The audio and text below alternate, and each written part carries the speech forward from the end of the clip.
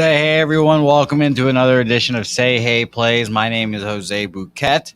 Exciting edition of Say Hey Plays. Only a little three gamer today, so it's going to be a pretty short, simple show. But just as Cal Ripken took no days off, we take no days off here. So we ride on. We've got a nice little card here. Three games. I'd say pretty tough games, I will admit. I only have one play that I'm sort of leaning on. Want to bet. Lines moved against me.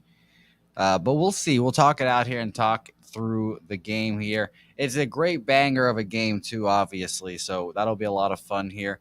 But we obviously have business to take care of first because we've got, a recap of yesterday, a little 3-2 day, which I'm going to pull up my Twitter right now to remind myself how exactly it went. We went 3-2 up 0.75 units yesterday. I lost our first five under in the Red Sox game. I believe it was a Scooble just blowing up. Michael Walker giving up two immediately just kind of set me up for disaster. I'm realizing I turned off my Wi-Fi to try to pull up.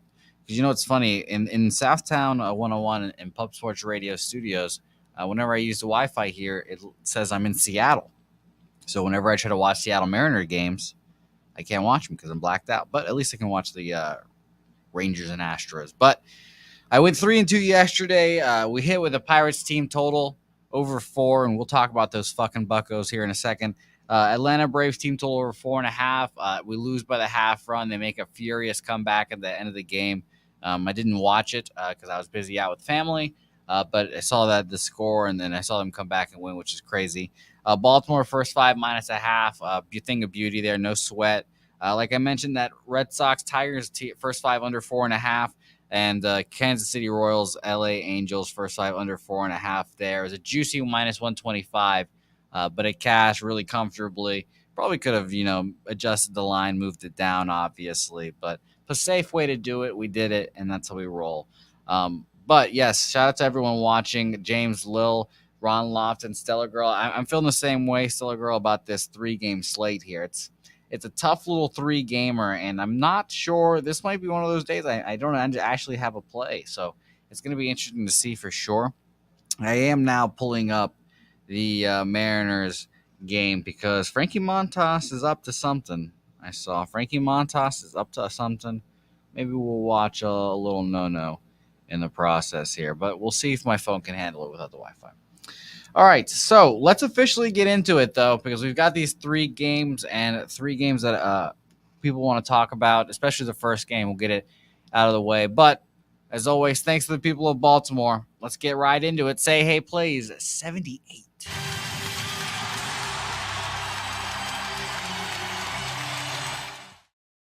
Say Hey Plays 78. So we are officially underway now. We have got now Yankees minus... Actually, let me double check that because I did see the line move, and I don't want to give out your stale lines. Yeah, so the Yankees are now minus 140 against the Houston Astros when the Astros are coming to their place. Plus 117 now for the Astros. And this was my look here. You guys know how I feel about Framber Valdez. He's my favorite lefty in the league right now. I love the way he pitches, and he can really cut up a lineup when he's on. And I kind of like him today. I think for sure he's a guy that gets up for games like this. I think he's a big game pitcher. He's pitching plenty of playoff games now in his career, especially because the Astros are always in the ALCS. Last two appearances for him have not been that good either. 6 innings, 8 hits, 3 earned runs, 7 Ks, no walks versus the Chicago White Sox, which, all things considered, a lefty against the White Sox, that's a good start. But that's not, dominant Framber Valdez. And the start before that versus the Miami Marlins at home, 6 innings, 4 hits, 4 runs, only 2 of them earned, 6 Ks, 3 walks. So we do have a little bit of history against the Yankees with Framber, and it's not pretty either. 2 starts, he's 0-1 with an 8.95 ERA. His first career start against me is like a 14 ERA, so that kind of blows it up. But last year, 2021, he went 4 innings, 6 hits, 3 runs, 2 of them earned against the Yankees. So I don't know. I don't know if that's keeping me off of it, giving me a little bit of cold feet. Astros obviously are raking against righties too, fourth, 135 weighted runs created plus. So it's super tough to say. And obviously, Jameson Taillon has been that guy. He's been phenomenal. What can you say? He came into this Yankees organization. He's pitched well all year. 5 2/3, 4 hits, no run runs, 8 Ks, 2 walks at the Toronto Blue Jays. A great start there, especially at a division rival. The Chicago Cubs, before that Blue Jay start for Taillon, 5 innings, 8 hits, 3 runs, 1 home run, 5 Ks, 1 walk. He also has faced the Astros a couple times. In 21, he faced them last 6 innings, 3 hits, 2 runs, 2 home runs, career 0-1 with a 2.57 ERA. And Yankees are also crushing lefties too because they hit everyone nowadays. 134 weighted runs created plus. So, truthfully, I wanted to back the Astros here, first 5. But the line moving against me, I'll admit, has worried me a little bit, guys. And I'd love to hear what you guys think about. I would say first 5 Astros here. I'd love to see what you guys are on in this game as well. I'm sure there's going to be a lot of Yankees love because that number has moved dramatically. I'll repeat it again. When I made the graphics, plus or minus 130, but now Bovada minus 140, plus 117. 8 total still sits at 8.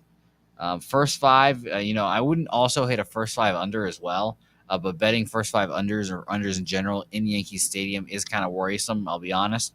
4.5 is minus 130 for me on Bovada. I'm sure you can move that down, get a reasonable number if you like. I like that as well, though. But truthfully, the money line going so high for the Yankees has worried me. So let's look at the chat real quick. Viper MB in here saying he added Yankees money line. And by the way, he got a casher in the Dodgers run line. But the Braves brutalized him. Yeah, I saw Jock hitting a home run late. It was crushing. Fireside in here. Stellar Girl saying Valdez has allowed an 0.86 isolated power, ISO. That's what it means, isolated power. But ISO to right-handed hitters and at 0.24 ISO to left-handed hitters this season.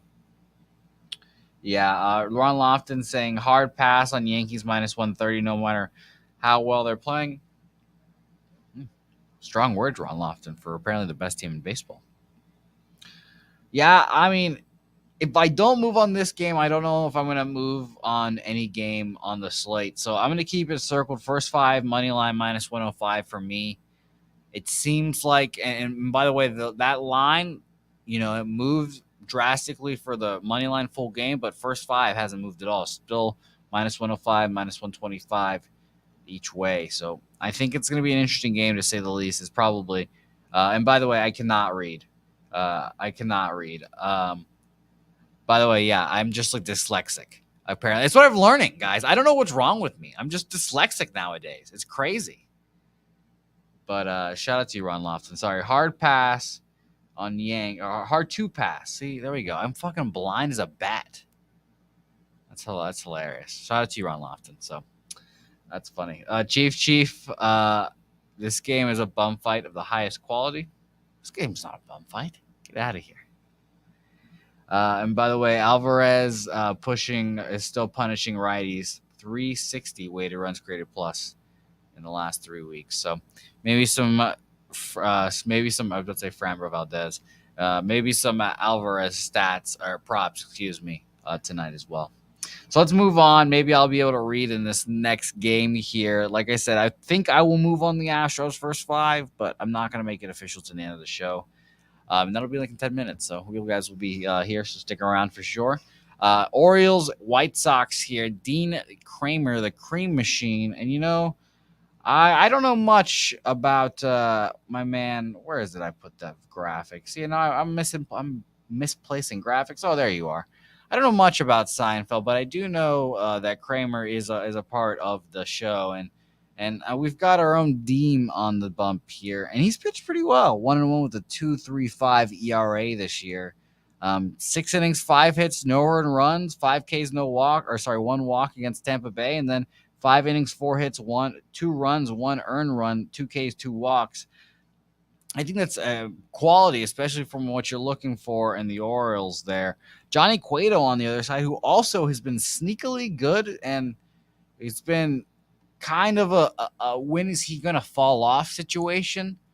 And I'm not 100% sure when that is going to be. And I kind of don't want to bet on it happening. Like, I don't want to try to be that guy that's trying to time it. Maybe in certain instances against better opposition, I guess. But the Orioles, against righties are not as good against as they are against lefties. 92 weighted runs created plus. That's 19th in the league this month. And for the White Sox, that's 12th for them, 111 for this month against righties. So it's going to be an interesting game. Cueto last two starts. I'll mention that real fast. 7 innings, 2 hits, no run runs, 5 Ks, 2 walks at Houston versus the Texas Rangers. 6 hits, 5 innings, 6 hits. There we go. 3 earned runs, a home run, 4 Ks, and 1 walk for him there. So very interesting game. And by the way, if you are not watching the Oakland A's Seattle Mariners game, I suggest you get there because Frankie Montas is back on the bump. He just got a quick first out, doing something special over there, that Frankie Montas. So as Real Deal Prime says here, I'm out. This game sucks. I'll be honest. This is the bum fight there, Chief. This is the bum fight here. I think the White Sox might not make the playoffs this year, truthfully.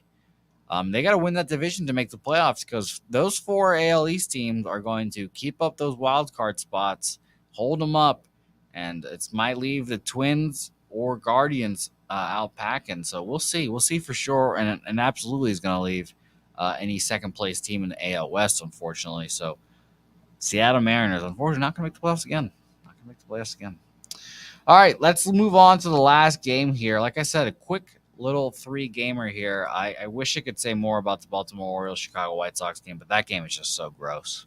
So gross. Nothing I even remotely want to try to back, and let me double check the line. Yeah, minus 160 for Johnny Cueto in the year of our Lord 2022. Just I can't do that, man. No chance. No chance can I do that. By the way, second out for Frankie Montas in the 8th inning. He's getting these outs pretty comfortably. That was a ground ball. No problem for Frankie there. He is cruising right along. All right, last game, like I was mentioning, Phillies, Padres here. We've got Joe Musgrove coming off an COVID IL stint, but I don't really think that'll affect him much. He basically is pitching on 1 extra day of rest. Don't know what his activity level was when he had COVID, obviously. So who knows? I mean, I'm sure he was keeping shape and stretching and all that stuff. But I honestly think it won't really affect him that much. And I understand that the Phillies lineup is good. And I originally was leaning towards a Phillies team total of the sort. But Joe Musgrove at home, I think he'll probably pitch well. Ranger Suarez is not the best, I will admit. Not the best. I could see a first 5 under here, truthfully, but it's at 3.5, so that obviously kind of steers me off of it. 3.5s right now are just kind of not bettable for me, truthfully. Ranger Suarez has a 5.10 home ERA in 30 innings pitched. 35 innings pitched on the road. He's got a 3.86, so maybe obviously a little better, but maybe away from the home crowd, gets him a little stressed, or maybe relax him a little bit. But I can't really get behind the Phillies here, unfortunately. Joe Musgrove, and he is the leader in the NL Cy Young. And speaking of NL Cy Young, please remind me, because I do have a future that I am officially going to move on today, because I've seen enough. And I'll talk about them at the end. By the way, officially, unfortunately, Frankie Montas gives up a hit in the 8th inning with 2 outs. So no hitter for Frankie Montas. But it is a 1-0 game. So this game is definitely not over, and I don't think he's going to be coming out right now. So unfortunate for Frankie. I think he just left the fastball a little too a little too low. It was high, but left it a little too low for Adam Frazier to smack over and go opposite field with. So disappointing for him. All right, so my last little note here, like I said, if I'm taking any futures here, and of course, why is okay, lovely. I've got my mouse here controlling my iPad now. This is a weird scenario going on around here, but you guys can't see it, and it doesn't really matter. Just my own bullshit. But my last note here to wrap up the Joe Musgrove stuff is that he is probably the NL Cy Young leader right now. Last two starts at Chicago, they only gave up 2 earned runs and 7 innings worth of work, 9 Ks, 1 walk. Versus the Colorado Rockies, 6 innings, 4 hits, no run runs, 8 Ks, 2 walks. Against lefties, the Padres are 15th, 117 weighted runs created plus, which is a lot better than they are against righties because they suck against righties. And Ranger Suarez and the Phillies, well, I shouldn't even say Ranger Suarez because he's not hitting anymore, but the Phillies against left or against righties, 111, also 11th. So ultimately, a stay off game for me. I could potentially see a sneaky first 5 over here. I really could, with a 3.5 being so low, and it is minus 120 to the over. So you obviously got a little juice on the over. Musgrove, you could say maybe comes back a little rusty from the COVID IL. I don't think he will, but make the argument, sure. And then Ranger Suarez, who admittedly is better on the road, but has not really put it together this year. 3.5 is super low. So if the Phillies just get 2-1 off the NL Cy Young leader right now, then I think you can get that over. So I like that look as well. All right, so let's officially wrap up the show here, and I guess I am going to move on Los Astros here. I really am going to focus on the Astros. And by the way, I'm looking at the chat now. Fireside and say Seattle's for sure a team to hit a no hitter no matter what people are backing them. I know, right? And I'm a little worried. I'm a little scared to read out loud now because you guys have scared me. I'm dyslexic, guys. I don't know what to do anymore. It's late onset dyslexia now. I guess it's wild. I'm self-conscious about my reading all of a sudden now. But yeah, Padres hit without Manny Machado yesterday. Good sign. Padres team total over for me. Fireside there. Fireside, what'd you get it at? Curiosity. Let me see what I have it at. The team total for the Padres, 3.5 minus 125. That's pretty interesting. It's pretty interesting. Obviously, right at the borderline of what I would take it at for plus 105. Seems kind of like a ski ladder per play for me, but yeah, I don't hate that at all. Saturated likes no run in the first inning. Jake Burns was thinking of Yankees first 5. Jake Burns, don't worry, you don't have to rewind it because we're going to recap the plays here. And that's the only play that I kind of sort of wanted to the only game I wanted to move on. I was thinking Astros first 5, truthfully, Jake Burns. It's a tough game, though, that the Astros do have success on Framber. I think both of these offenses, what is that total at? Is that first 5 plus? I should say, is a first 5 over, maybe a sneaky over first 5. 4, the over is minus 120 because the scary part is I could see both of these pitchers getting touched up a little bit here. I could see a 3-2, no problem. But I think I'm going to. I think I'm going to move. I'm going to stay off. Excuse me. I think I'm going to stay off. It's going to be the first day of the season. Well, I technically had 2 plays already with the Pirates, and again, I'll mention them here in a second. But I think I'm not going to add anything, honestly. The Astros first 5 money line is the only thing I was kind of sort of wanting, but there's so many factors going against it there. The Yankees have been an absolute wagon. So what can you say? It's just a tough day of gambling for me, unfortunately, on my slate of games because of the morning day and moving day today. But we did cash, however. We are technically 2-0 today. We did cash on that Pirates team total over 3 and over 4. We gave it out on betting with a bag earlier today, which was great. Shout out to the Pirates. And I will give out a futures look that I'm officially moving on. I'm going to take O'Neal Cruz to win the NL Rookie of the Year. Maybe I'm caught up in the moment. Maybe I'm all this and that. But I truly think that first of all, I don't think there's anyone that's running away with the NL Rookie of the Year. You've got Mackenzie Gore, who is leading it right now, and then Nolan Gorman is in front of him, which I think truthfully that if O'Neal Cruz, he was hitting 200 during the game, but he obviously got a knock and then defensive plays. He kind of fired up this Pirates team a little bit. Plus 500 NL Rookie of the Year right now for O'Neal Cruz, and I'm going to move on it. I'll give it out officially here, and I'll count it to my futures totals. But O'Neal Cruz plus 500, I think he's electric. Jaylen Brown at shortstop is just funny to see, obviously, but I'm gonna ride with it. It's either him, Nolan Gorman, or Mackenzie Gore, and I think he can definitely take it. So it's going to be a fun race, and that will be my only, I guess, lone play of the day, unfortunately. Just a futures look, I suppose. But we appreciate everyone for watching this short version of Say Hey Plays. It's always appreciated when you guys join me on these. They all count the same. They all go on the record. We're on Say Hey Play 78 tomorrow. Say Hey Play 79. Going to be fun for sure. But let's end on a clip that I'm going to keep watching until maybe I retire. Betting with the bag earlier this morning was interesting. Jimmy lost a bet, and the bet had to be paid. So we'll cut to that. Don't forget to say hey on social media. Follow me on Twitter at Jose Bouquett. You can see me my Twitter name down below. Follow our guy, support our guys at Dr. Squatch. I should say real quick. The link is in the description.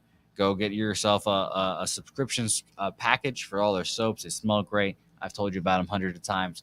They're Helga approved, so it's a good time. So let's go watch Jimmy do a shoey. Till next time, I'll see you guys then. I love it. Great Whoever stuff. loses does a shoey. All right, Jim, right there. Whoever loses does a shoey. Okay, fine. Loser does a shoey on tomorrow's show. Bit of crazy there. Bit of crazy. Hair in here. Oh God. Jimmy the Bag is gonna. Sapporo. Pouring a Sapporo. What can you tell me about a Sapporo, Gokester? Oh, it's a great beer on the golf course. One of my friends loves to crack those. He usually brings a 6-pack, so it's a good beer from what I know. Oh, full tally too. Shout out to Jimmy the Bag.